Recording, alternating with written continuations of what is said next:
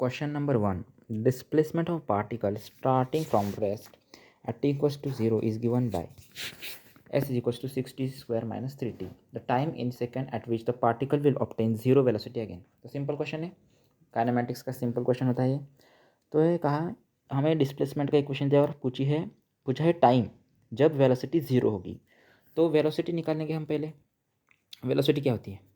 Velocity होती है dx by dt। तो इस इक्वेशन को हम डिफ्रेंशिएट करेंगे पहले, उसके बाद हमें वेलोसिटी आएगी। मतलब वेलोसिटी आएगी सर हमारे पास 12t माइनस 3t स्क्वायर, है ना। अब पूछा हुआ है टाइम जब वेलोसिटी ज़ीरो। इसका मतलब क्या है कि वो टाइम बताओ जब वेलोसिटी ज़ीरो है। इसका मतलब सिंपल है कि जब हमें इसका मतलब वेलोसिटी को हमें ज़ीरो पुट करना है ना। तो zero equals to 12t minus 3t square लिखेंगे। अब इस इक्वेशन को रिराइट करेंगे, मतलब 12t equals to 3t square. यहाँ से एक t और यहाँ से t स्क्वायर कट जाएगा, मतलब यहाँ पर एक t रह जाएगा। उसके बाद हमारे पास की इक्वेशन क्या आएगी? 12 equals to 3t, 12 equals to 3t आएगी। जब हम इसको इक्वेशन को सिंप्लीफाई करेंगे, मतलब ये 4 से जाएगा, 4 3 ज़ा 12, मतलब टाइम इक्वल्स टू 4 सेकेंड आ रहा है। 4 सेकेंड में वेलोसिटी ज़ीरो हो जाएगी।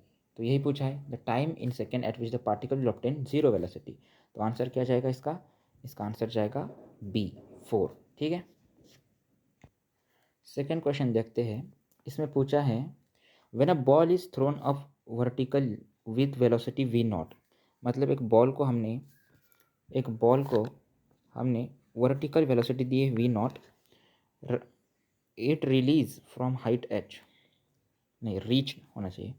When a ball is thrown up velocity vertical velocity v naught, it reaches up to velocity height h।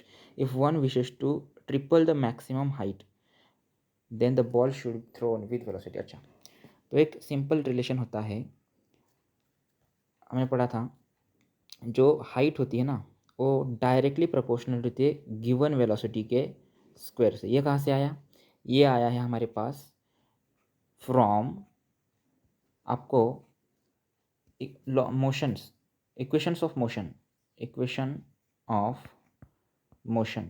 तीन इक्वेशन ऑफ मोशंस पता है। उसमें थर्ड इक्वेशन जो होता है v square minus U square is equals to 2a। इस equation को derive करने के बाद हमारे पास ये रिजल्ट आता है कि जो डिस्टेंस होगा या फिर हाइट, इस क्वेश्चन में हाइट ले सकते हैं, और गिवन वेलोसिटी के स्क्वायर के प्रोपोर्शनल होगी। तो उस कॉन्सेप्ट से इस सवाल को सॉल्व किया जा सकता है। तो उस कॉन्सेप्ट को लगाएंगे, इरेज कर लेता हूँ मैं क्योंकि स्पेस नहीं है फिर। हाँ ठीक है। तो फिर जो हमारे पास हाइट होगी वो प्रोपोर्शनल होगी इनिशियल वेलोसिटी के स्क्वायर से। तो क्या पूछा है, जब हमने v नॉट वेलोसिटी दी है तो h हाइट तक जा रहा है। जब हम one wishes to triple the maximum height, जब हमें 3h हाइट लेनी पड़ेगी, मतलब 3 टाइम जब हाइट बढ़ेगी तब हमें इनिशियल वेलोसिटी कितनी देनी पड़ेगी। तो सिंपल है भाई, इसको हम डायरेक्टली देखो h1 अपॉन 3h2, मतलब जो हमें 3h लिखा, 3h equals to v naught upon v dash का होल स्क्वायर लिखेंगे।